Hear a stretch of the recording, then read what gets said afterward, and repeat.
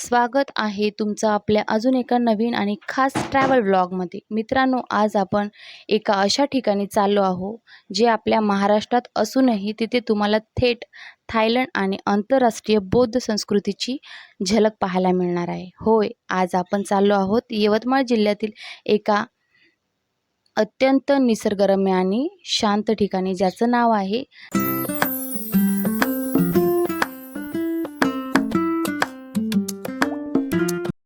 तर आता आपण पोहोचलो आहे सापर्डा येथील ध्यानभूमीच्या प्रवेशद्वाराजवळ. बाहेरूनच हा परिसर खूप सुंदर आणि स्वच्छ दिसतोय. आज जाताना खूप शांत वातावरण जाणवतं. शहराच्या गोंगाटापासून दूर निसर्गाच्या सानिध्यात ही ध्यानभूमी उभारण्यात आली आहे.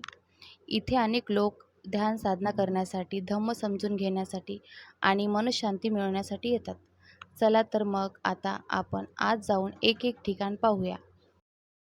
प्रवेशद्वाराच्या आतमध्ये आल्या आल्या ह्या अशा आपल्याला ड्रॅगनच्या सुंदर अशा मूर्त्या पाहायला मिळतात.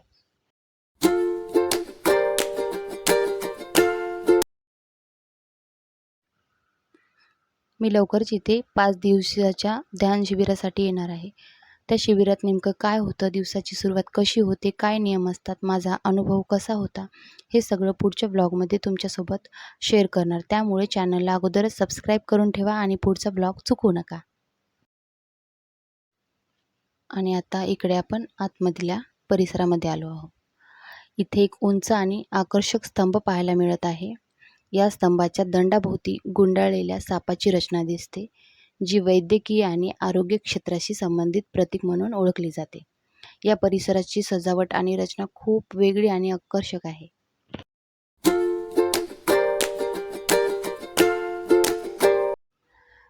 आणि हे असं आतमध्ये आल्यावर आपल्या उजव्या हातावर एक अशी तथागत भगवान गौतम बुद्धाची शुभ्र मूर्ती पाहायला मिळते. आता आपण आलो आहोत जाणभूमी ध्यान केंद्राच्या मुख्य मेडिटेशन हॉलमध्ये. आत पाय ठेवताच इथली शांतता आणि ऊर्जा मनाला खूप प्रसन्न करते. या सभागृहामध्ये खाली संपूर्ण हिरवी चटई अंथरलेली आहे. त्यावर साधकासाठी विशिष्ट पद्धतीने लाल रंगाच्या गाद्या आणि पांढरे लोड ठेवले आहेत. इथे लोक तासनतास बसून विपश्यना आणि ध्यानधारणा करतात.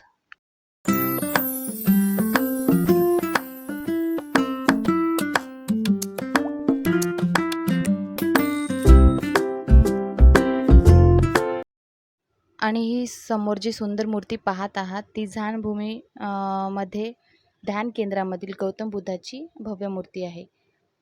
या मूर्तीची सर्वात खास गोष्ट म्हणजे हिचा चेहऱ्याचा आकार आपल्या पारंपरिक भारतीय मूर्तीपेक्षा थोडासा वेगळा आहे.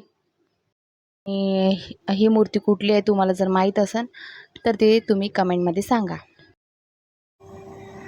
आणि या मूर्तीच्या बाजूनेच आपल्याला ही अशी एक गौतम बुद्धाची उभी मूर्ती पाहायला मिळते. आणि ही मूर्ती प्रामुख्याने थायलंड आणि श्रीलंका बौद्ध कलेवर आधारित आहे. अभय मुद्रा तुम्ही पाहू शकता. या बुद्धाचा डावा हात वर उचललेला आहे आणि तळ हात समोरच्या बाजूला आहे. याला अभय मुद्रा म्हणतात. आणि त्यांच्या उजव्या आणि डाव्या बाजूला दोन त्यांचे प्रमुख अग्रशिष्य उभे आहेत. त्यांचं नावही तुम्हाला माहीत असेल तरी ते तुम्ही कमेंटमध्ये सांगा. आणि जर आपण या मूर्त्याविषयी वगैरे माहिती घेतो म्हणलं ना तर आपला पूर्ण व्लॉगही कमी पडू शकतो. तर त्यामुळे मी जे थोडंफार माहिती आहे ते तुम्हाला सांगते.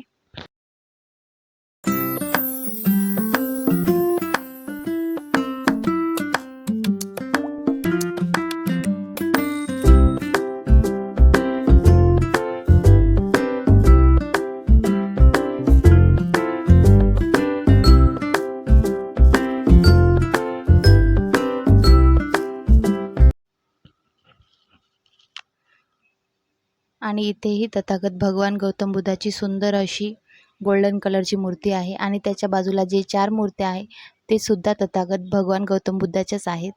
तर तुम्हाला त्याविषयी माहिती पाहिजे असेल तर तुम्ही चॅनलला सबस्क्राईब करून ठेवा. आणि मी जेव्हा अगोदर इथे आली होती तर हे मूर्त्या बघून मला असं वाटलं नाही का ही 4ही मूर्त्या तथागत भगवान गौतम बुद्धाच्या असतील म्हणून. ह्या मूर्त्या 4ही आपल्याला वेगवेगळ्या प्रकारच्या दिसत आहेत.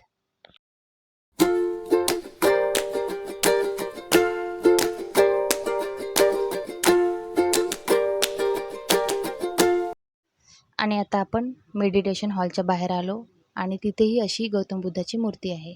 ही आतमध्ये आपण जी मूर्ती पाहिली त्याच प्रकारची ही मूर्ती आहे.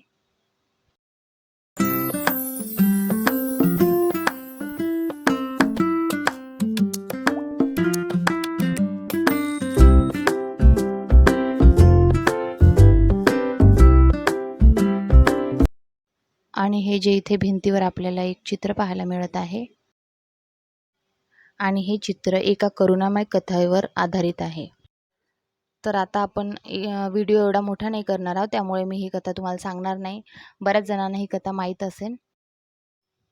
तर मित्रांनो, या जाणभूमी ध्यान केंद्रामध्ये पाहण्यासारखं आणि अनुभवण्यासारखं भरपूर काही आहे. पण आजच्या व्हिडिओमध्ये आपण ही मुख्य ठिकाण पाहिली आहे.